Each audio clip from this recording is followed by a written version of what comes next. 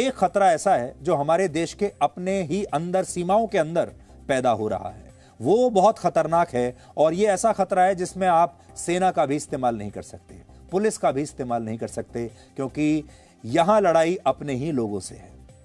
कर्नाटक में अब ऐसे स्कूल और कॉलेजों की संख्या बढ़ती जा रही है जहां मुस्लिम समुदाय की छात्राएं हिजाब पहनकर क्लास अटेंड करने की इजाजत मांग रही हैं। पिछले हफ्ते हमने आपको इसके बारे में एक खबर दिखाई थी कि कैसे कर्नाटक के स्कूलों में बच्चों द्वारा क्लासरूम के अंदर बैठकर नमाज पढ़ी जा रही है।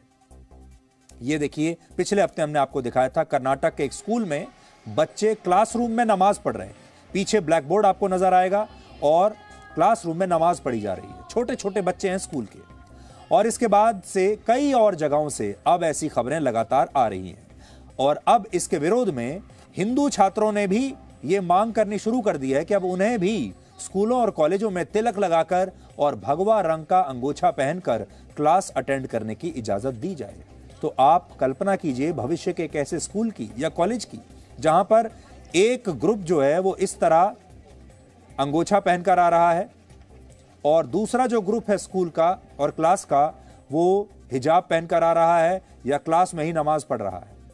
21 जनवरी को कर्नाटक के उडुपी में स्थित जिस इंटर कॉलेज में कुछ मुस्लिम छात्राओं द्वारा हिजाब पहनकर आने पर विवाद हुआ था, उसी उडुपी जिले के एक और इंटर कॉलेज में अब 27 मुस्लिम छात्राएं हिजाब पहनकर कॉलेज में क्लासेस अटेंड करने की मांग कर रही हैं। और यह भी आरोप है कि 28 और 29 जनवरी को ये सभी छात्राएं हिजाब पहनकर कॉलेज आ भी गई, जिसके बाद वहां पढ़ने वाले कुछ छात्रों द्वारा इनका विरोध किया गया। तस्वीरें देखिए आप। कॉलेज प्रबंधन ने इस विवाद से बचने के लिए तब इन छात्राओं पर कोई कार्रवाई नहीं की, क्योंकि कार्रवाई करते तो विवाद और बढ़ जाता। लेकिन बाद में यह मामला इस कदर बढ़ गया कि यहां पढ़ने वाले 100 छात्र भगवा रंग का अंगोछा पहनकर स्कूल पहुंच गए और उन्होंने भी ये मांग करनी शुरू कर दी कि अगर मुस्लिम छात्राओं को कक्षा में हिजाब पहनकर आने दिया जाएगा तो अब वो भी तिलक लगाकर और भगवा अंगोछा पहनकर कॉलेज आएंगे। और आप याद कर लीजिए, पिछले हफ्ते जब हमने आपको खबर बताई थी तो हमने यही कहा था कि कल्पना कीजिए कि भविष्य के स्कूलों में यही होने लगे। सोचिए, ये सभी बच्चे 11वीं और 12वीं कक्षा में पढ़ते हैं। ये क्या उम्र होती है धर्म के बारे में कुछ भी बात करने की। इनकी उम्र 16 से 17 साल के आसपास की है, लेकिन इनके विचारों में अभी से धार्मिक कट्टरवाद का जहर घोला जा रहा है। और इस घटना का एक नया वीडियो भी आज आया है, जिसमें इस कॉलेज के गेट पर कुछ लड़कियों को प्रिंसिपल द्वारा रोक दिया गया, क्योंकि ये सभी लड़कियां हिजाब पहनकर आई थीं और कह रही थी कि हमें कॉलेज में अंदर प्रवेश दिया जाए।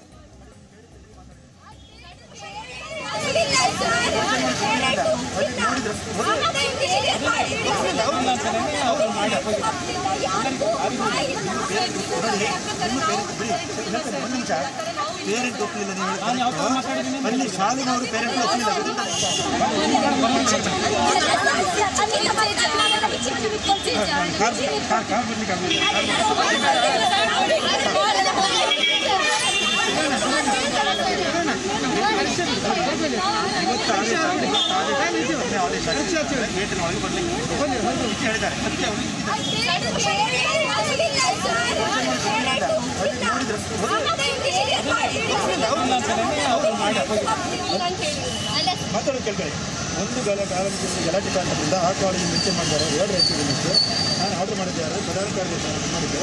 ಒಂದು ಕಾಲೇಜಿಗೆ ಆರ್ಡರ್ ಮಾಡಿದ್ದೆ.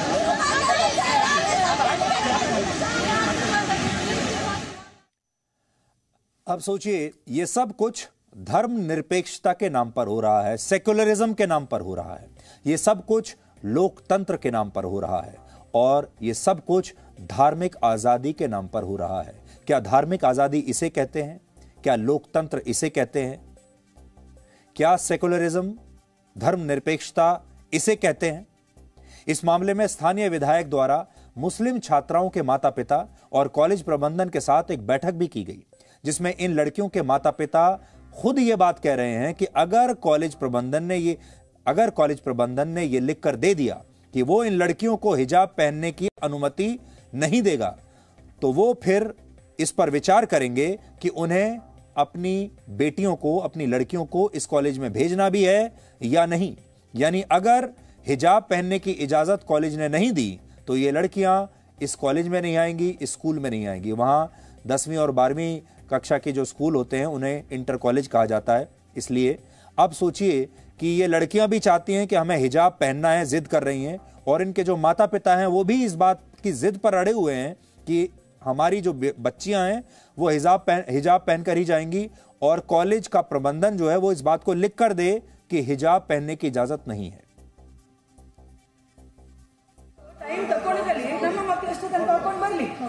ನಾವು ಬೇರೆ ಯಾವುದಕ್ಕೂ ಅಪೋಸ್ ಮಾಡಿಲ್ಲ. ಈಗ ಸ್ಕೂಲ್ ಕಾಲೇಜಸ್ ಎಲ್ಲದರಲ್ಲಿ ಎಲ್ಲ ಫೆಸ್ಟಿವಲ್ಸ್ ನೀವು ಮಾಡ್ತೀರಾ, ಹಿಂದೂ ಕಾಮನ್ ಎಲ್ಲ, ನಾವು ಯಾವುದಕ್ಕೂ ಅಪೋಸ್ ಮಾಡಲಿಲ್ಲ. ಆ ಡೇಸ್, ಒಂದ್ ನಿಮಿಷ ಸರ್, ಆ ಡೇಸ್ಗೆ ಇಸ್ಲಾಂ ನೀವು ಅದಕ್ಕೆ ಹೋಗಬೇಡಿ, ಇವತ್ತು ಓಣಂ ಇದೆ, ಇವತ್ತು ಹೋಲಿ ಇದೆ, nobody are absent, everybody are coming. ನಾವು ಅಂತ ಕೇಳ್ತಿರೋದು ನಮ್ದು ಹಿಜಾಬ್, that is the Islamic rule. ನಮ್ದು ಏನಾಗಿದೆ, ಕುಂದಾಪುರದಲ್ಲಿ ಏನೋ ಒಂದು ಅಶಾಂತಿಯ ವಾತಾವರಣ ಪ್ರಾರಂಭ ಆಗಲಿ ಶುರುವಾಗಿತ್ತು. ಕೆಲವು ವಿದ್ಯಾರ್ಥಿಗಳು ಕೇಸರಿ ಶಾಲನ್ನು ಹಾಕ್ಕೊಂಡು ಸಹ ಬಂದಿದ್ದರು. ಹಾಗೆ ನಾನು ಅದಕ್ಕೆ ಹೇಳಿದೆ, ನಾನು ಇಬ್ಬರು ಸರ್ಕಾರ ನೀತಿ ಪ್ರಕಾರ ಏನಿದೋ ಅದನ್ನು ಇಬ್ಬರು ಪಾಲಿಸಬೇಕು ಅನ್ನೋ ಲೆಕ್ಕದಲ್ಲಿ ತುಂಬ ಅವರಿಗೆ ಅರ್ಥಪೂರ್ಣವಾಗಿ ಒಂದು ನಮ್ಮ ಕುಟುಂಬದವರಾಗಿ ರಿಕ್ವೆಸ್ಟ್ ಮಾಡಿದ್ದೇನೆ. ಅವರು ನಾವಿನ್ನೂ ವಿಮರ್ಶೆ ಮಾಡಲಿಕ್ಕುಂಟು, ಅವರು ಒಪ್ಪಿದಾಗಿಲ್ಲ. उडुपी के अलावा कर्नाटक के भद्रावती में भी एक और कॉलेज ऐसा है जहां पर कुछ लड़कियां हिजाब पहनकर स्कूल आने की मांग कर रही हैं, और यहां भी कॉलेज में पढ़ने वाले दूसरे धर्म के छात्रों ने इसका विरोध किया, और ये सभी छात्र 2 फरवरी को भगवा रंग का अंगोछा पहनकर अपनी कक्षा में पहुंच गए, जिसके बाद यहां पर भी हंगामा हुआ। हालांकि यहां पढ़ने वाली ज्यादातर मुस्लिम छात्राएं अब ये कह रही हैं कि उन्हें हिजाब पहनकर कॉलेज आने से कोई रोक नहीं सकता, क्योंकि भारत का संविधान उन्हें ये इजाजत देता है। इस मामले में कर्नाटक सरकार द्वारा एक एक्सपर्ट कमेटी बनाई गई है जो कॉलेज यूनिफॉर्म को लेकर आने वाले दिनों में गाइडलाइंस जारी करेगी। हालांकि इन गाइडलाइंस के जारी होने तक राज्य सरकार द्वारा सभी स्कूलों और कॉलेजों को यह निर्देश दिया गया है कि वो किसी भी ऐसे छात्र को स्कूल में प्रवेश न दें जो धार्मिक चिन्ह या कोई धार्मिक पोशाक पहनकर आ रहा है। हालांकि उडुपी के इंटर कॉलेज में पढ़ने वाली 6 मुस्लिम लड़कियां इस मामले को लेकर अब कर्नाटक हाई कोर्ट चली गई हैं, जहां इसी हफ्ते इस मामले पर सुनवाई हो सकती है। ज्यादातर मुस्लिम लड़कियों का यह कहना है कि इस्लाम धर्म में हिजाब पहनना धर्म के पालन की सच्ची भावना को दर्शाता है, और भारतीय संविधान भी उन्हें इसकी पूरी इजाजत देता है। लेकिन अब सवाल है कि क्या यह बात सही है जो वो कह रही हैं? आपको जानकर हैरानी होगी कि इस्लाम के पवित्र धार्मिक ग्रंथ कुरान में हिजाब और बुरके जैसे शब्दों का कहीं कोई उल्लेख नहीं है। इनकी जगह पर खिमर और जिबाब जैसे शब्द इस्तेमाल किए गए हैं, जिनका अर्थ महिलाओं द्वारा अपना सिर और चेहरा ढकने से है। कुरान में इस बात का भी उल्लेख मिलता है कि पैगंबर मोहम्मद साहब की पत्नी खिमर और जिबाब धारण करती थीं, लेकिन कुरान में कहीं यह स्पष्ट रूप से नहीं लिखा कि इस्लाम धर्म को मानने वाली सभी महिलाओं के लिए हिजाब और बुर्का पहनना अनिवार्य होगा। दूसरी बात, कुरान में कहीं भी इस बात का जिक्र नहीं है कि अगर महिलाएं हिजाब और बुर्का ना पहने तो यह इस्लाम धर्म का अपमान होगा। यानी जो बात ये लड़कियां कह रही हैं, जो छात्राएं कह रही हैं कि हिजाब पहनना इस्लाम का अपमान है, ऐसा सैद्धांतिक रूप से पूरी तरह से सही नहीं है। एक और बात, इस्लाम धर्म की उत्पत्ति से पहले अरब और मध्य पूर्व के देशों में हिजाब और बुर्के के पहनावे का चलन काफी लोकप्रिय था। यानी यह पहनावा इस्लाम धर्म ने दुनिया को नहीं दिया, बल्कि यह पहनावा इस्लाम धर्म को अरब और मध्य पूर्व के देशों की सांस्कृतिक पहचान से मिला है। लेकिन एक खास विचारधारा के लोगों ने इन लड़कियों के दिल और दिमाग में यह जहर भर दिया कि अगर वो हिजाब पहनकर स्कूल जाएंगी तभी वो सच्ची मुसलमान कहलाएंगी। और हमें यह भी पता चला कि इसके पीछे कुछ कट्टरपंथी इस्लामिक संगठन हो सकते हैं जो कर्नाटक के अलग अलग जिलों में जाकर मुस्लिम लड़कियों को इसके लिए प्रोत्साहित कर रहे हैं। यानी ये एक सुनियोजित योजना हो सकती है। हमारे देश के स्कूलों में जब धर्म का यह खतरनाक प्रयोग किया जा रहा है, तब यह संयोग ही है कि अफगानिस्तान में महिलाओं के लिए फिर से कुछ विश्वविद्यालय खुलने शुरू हो गए हैं। वहां के स्कूल कॉलेज खुल गए हैं। हालांकि बहुत सारी लड़कियां अब भी अपने कॉलेज नहीं जाना चाहती, क्योंकि तालिबान सरकार ने यह ऐलान किया है कि वो शरिया कानून के तहत लड़के और लड़कियों को एक साथ एक कक्षा में बैठकर पढ़ने की इजाजत नहीं देगा, और लड़कियों के लिए कॉलेजों में हिजाब पहनना अनिवार्य होगा। सोचिए, अफगानिस्तान में इस कट्टर सोच के खिलाफ लड़कियां कॉलेज नहीं जा रही, लड़कियां प्रोटेस्ट कर रही हैं, सड़कों पर निकलकर जुलूस निकाल रही हैं कि उन्हें हिजाब नहीं पहनना और उन्हें बाहर जाने की इजाजत दी जाए। वो स्कूल जाना चाहती हैं, कॉलेज जाना चाहती हैं। लेकिन हमारे देश में कुछ मुस्लिम छात्राएं हिजाब पहनकर स्कूल जाना चाहती हैं। देखिए कैसे पूरी दुनिया एकदम से पलट रही है। अफगानिस्तान की लड़कियां कह रही हैं उन्हें हिजाब नहीं पहनना, उन्हें कोएड स्कूल में और कॉलेजों में पढ़ना है जहां लड़के और लड़कियां दोनों साथ पढ़ सकें। और हमारे देश की लड़कियां कह रही हैं कि उन्हें हिजाब पहनकर ही पढ़ना है। यानी ये हमारे देश में ही एक अलग अफगानिस्तान बना देना चाहती हैं। अफगानिस्तान की लड़कियां तो आजादी मांग रही हैं और हमारे देश की लड़कियां कह रही हैं कि नहीं, उन्हें हिजाब में ही रहना है। यह दुर्भाग्य है कि आज Tunisia, Morocco, Azerbaijan, Lebanon, Syria और कोसोवो जैसे मुस्लिम देशों में हिजाब को लेकर कड़े नियम हैं। जैसे कोसोवो में लड़कियां हिजाब पहनकर स्कूल नहीं जा सकती, लेकिन भारत में इसका ठीक उल्टा हो रहा है। जबकि हमारा देश एक धर्मनिरपेक्ष देश है जो अनेकता में एकता और समानता की बात करता है। अमेरिका के मशहूर थिंक टैंक प्यू रिसर्च सेंटर ने हाल ही में एक रिपोर्ट जारी की थी जिसमें यह बताया कि मुस्लिम देशों में महिलाएं हिजाब और बुर्के को लेकर क्या सोचती हैं। तब इस रिपोर्ट में ट्यूनीशिया की 56%, टर्की की 52%, लेबनान की 49%, सऊदी अरब की 47% और इराक की 27% महिलाओं ने यह कहा कि उन्हें क्या पहनना है, क्या नहीं पहनना है, यह फैसला उनका खुद का होना चाहिए और उन पर हिजाब और बुर्के को थोपा नहीं जा सकता। लेकिन भारत जैसे देश में संवैधानिक अधिकार के नाम पर लोगों को भ्रमित किया जा रहा है। सऊदी अरब जैसा जो देश है जिसे इस्लाम का सेंटर माना जाता है, उस देश में भी अब लड़कियों को और ज्यादा आजादी दी जा रही है। उदाहरण के लिए शरिया कानून कुरान और इस्लाम के दूसरे धार्मिक ग्रंथों और फतवों पर आधारित कानून है और पूरी दुनिया में कई ऐसे देश हैं जहां मुसलमान चाहते हैं कि उनके देश में भी शरिया कानून लागू हो जाए। और प्यू रिसर्च के मुताबिक भारत के भी 74% मुसलमान चाहते हैं कि सामान्य अदालतों के साथ साथ भारत में शरिया अदालतें होनी चाहिए और शरिया कानून को लागू किया जाना चाहिए। इससे आप समझ सकते हैं कि कर्नाटक के स्कूलों में जो हो रहा है वो एक पूरी प्रक्रिया का हिस्सा है। यानी ये बदलाव अचानक से नहीं हो रहा, इसके पीछे एक योजना है। ये बात हम आपको पहले भी बता चुके हैं कि भारत में स्कूलों में यूनिफॉर्म कोड को लेकर कोई स्पष्ट कानून नहीं है। इसके अलावा हमारा संविधान और भारत की अदालतें भी इस विषय पर कंफ्यूज हैं और स्थिति को स्पष्ट नहीं कर पाए हैं। कुछ लोग इसी का फायदा उठाते हैं और इसीलिए हमें लगता है कि अब समय आ गया है जब भारत सरकार को इस संबंध में एक कानून जरूर लाना चाहिए। जैसे फ्रांस में 2004 में ही कानून आ गया था कि वहां के सरकारी स्कूलों में धार्मिक चिन्ह, टोपी, लॉकेट, हिजाब और बुर्का पहनने पर बच्चों को स्कूल में प्रवेश नहीं दिया जाएगा। वहां के बच्चे इस तरह की कोई धार्मिक पोशाक या धार्मिक चिन्ह नहीं पहन सकते। अब यही काम हमारे देश में भी होना चाहिए और हम शुरुआत से ये बात कहते आ रहे हैं और जी न्यूज़ भी शुरुआत से ये बात कह रहा है कि अब हमारे देश में यूनिफॉर्म सिविल कोड होना चाहिए। अब समय आ गया है। अगर यूनिफॉर्म सिविल कोड नहीं हुआ तो कल्पना कीजिए कि आने वाले दिनों में देश के अलग अलग स्कूलों में और कॉलेजों में इसी तरह की मांग उठेगी।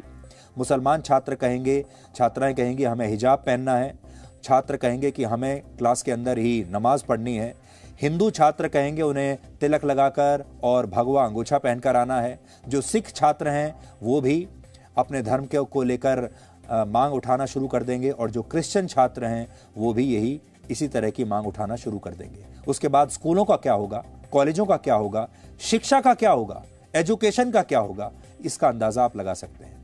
और अब थोड़ी देर के लिए यह भी कल्पना कीजिए कि भविष्य में कुछ विपक्षी पार्टियां चुनावों में ये वादा कर दें कि अगर उनकी पार्टी जीती तो वो अपने राज्यों के स्कूलों और कॉलेजों में हिजाब पहनने की इजाजत दे देंगे, तो क्या होगा।